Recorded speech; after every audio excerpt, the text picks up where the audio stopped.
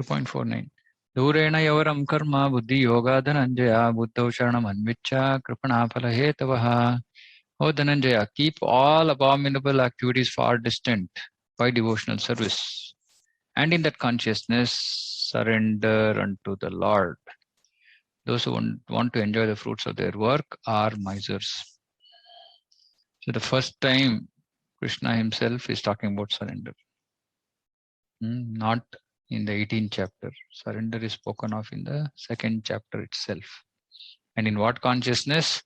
Keeping all abominable activities far distant by bhakti seve. Those who want to enjoy the fruits of their works are misers.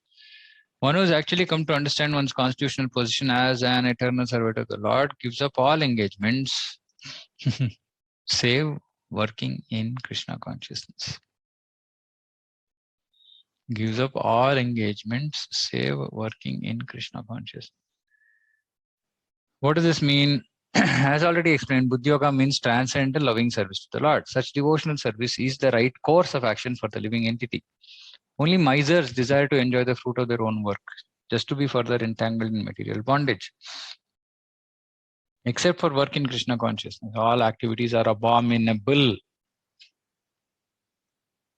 because they actually bind the worker to the cycle of birth and death. One should therefore never desire to be the cause of work. Everything should be done in Krishna consciousness for the satisfaction of Krishna.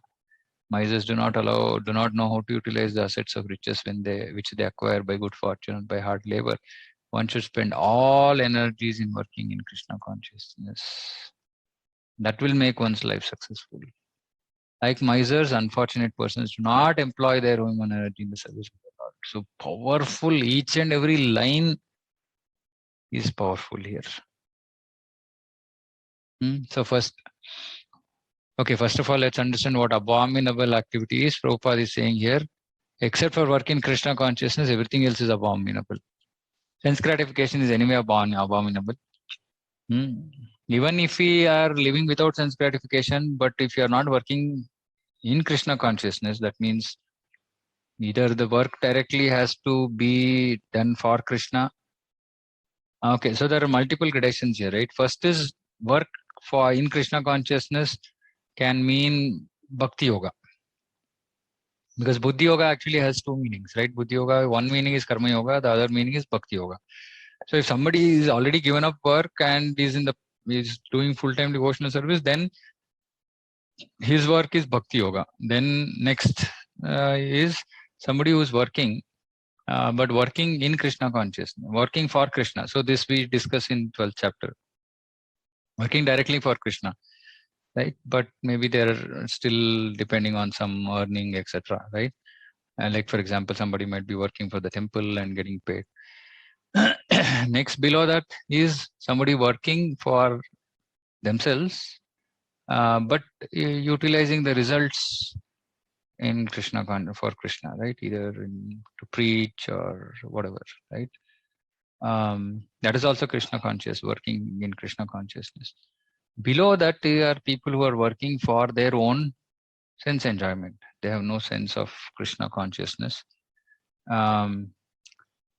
Now, all those from there on, that and vikarma, everything else which is done for sense gratification are all abominable.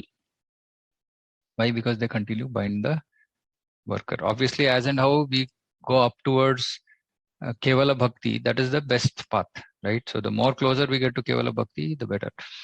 So in Bhakti, there is, like Mishra Bhakti. So in Mishra Bhakti, there is Karma and Gnana. Karma or Gnana. So Karma Mishra, Gnana Mishra. Then after devotees work like this, where they're doing Karma and there's little bit of Bhakti, then the whole idea is, so for example, in 24 hours, the amount of Karma that one might be doing is maybe 15 hours, and the amount of Bhakti maybe 2 hours or 3 hours. As I progress further, this has to keep on decreasing, right? The amount of work for Karma has to keep on decreasing. Time for Bhakti has to keep on increasing. then it will become Bhakti Mishra Karma. So Bhakti is major, but there is still some aspect of karma. Finally, it has to become Kevala Bhakti. Right? So that is the goal, to be engaged 24 hours in the loving service of the Lord. So this has to be the direction that we should move towards. And here Prabhupada is saying such devotional service is the right course of action for the living entity. So unless there's devotional service, then we are simply wasting our time. Only misers try to enjoy the fruit of their own work. One should never therefore desire to be the cause of the work. That means if we think, oh, I did this, I achieved this, then again there is karma bandhana. Therefore, everything should be done for satisfaction of Krishna. So then we should know what satisfies Krishna, what doesn't satisfy Krishna, and according to live our life. One should spend all energies working in Krishna consciousness. Prabhupada is again and again emphasizing that will make one's life successful. All energies. Of course, then we also have Varnashrama, Dharma, right? So we have to understand where we stand in our life and then make progress accordingly. Unfortunate persons do not employ the human energy in the service of the Lord. This is for non-devotees who absolutely have no sense of Krishna Bhakti and are simply employing their energy for their own ends. So by doing this, we surrender unto the Lord. By working in this way, we surrender unto the Lord. By trying to follow what He has laid out in terms of process, we surrender unto the Lord. By following His instructions, we surrender unto the Lord. The whole idea is we have to surrender unto the Lord and not try to live independent